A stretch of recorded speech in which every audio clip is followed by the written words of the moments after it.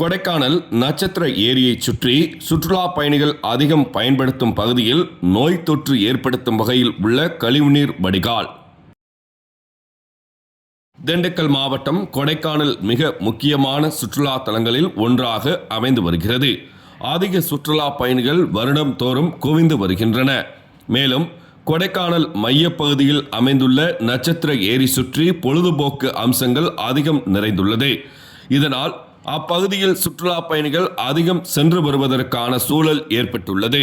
அப்பகுதியில் வாகன நிறுத்தம், சைக்கிள் சவாரி, படகு சவாரி, அம்மா உணவகம், தனியார் உணவகம் என சுற்றுலா பயணிகள் அதிகம் சென்று வரக்கூடிய நிலை இருந்து வருகிறது.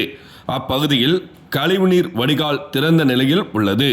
மேலும் பல மாதங்களாக கழிவுநீர் திறந்த நிலையில் இருப்பதால் துர்நாற்றம் வீசி நோய் தொற்று ஏற்படும் வகையில் உள்ளது. கொடைக்கானல் நகராட்சி சுற்றுலா பயணிகளின் மற்றும் உள்ளூர் வாசிகளின் நலனை கருத்தில் கொண்டு விரைவில் துர்நாற்றம் வீசிக்கொண்டிருக்கும் கழிவுநீர் வாய்க்காலை சுத்தம் செய்து நோய் தொற்று வராமல் பாதுகாக்க வேண்டும் என மக்களிடையே கோரிக்கை எழுந்து வருகிறது. புதன்கிழமை இரவு 7 மணி அளவில் கிடைக்கப்பெற்ற தகவல். மேலும் இது குறித்து சுற்றுலா வழிகாட்டியான தில்லைநாதன் என்பவர் கூறுகையில், என் பேர் தில்லைநாதன். நான் கொடைக்கானலில் ஒரு சுற்றுலா வழிகாட்டியாக இருக்கிறேன்.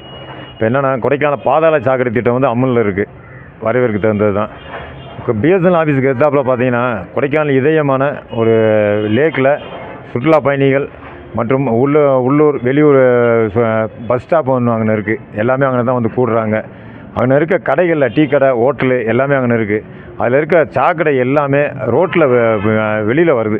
ரொம்ப அனைவரும் முகஜொலிச்சு போகிற அளவுக்கு இருக்குது. ரெண்டாவது, அங்கே 17 ஒரு பொழுதுபோக்கு தளம் இருக்குது.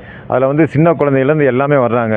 அவங்க அதில் ரொம்ப விஷக்கிருமி வர்ற அளவுக்கு ஒரு வருங்காலத்தில் ஒரு விஷக்கிருமி வரும்.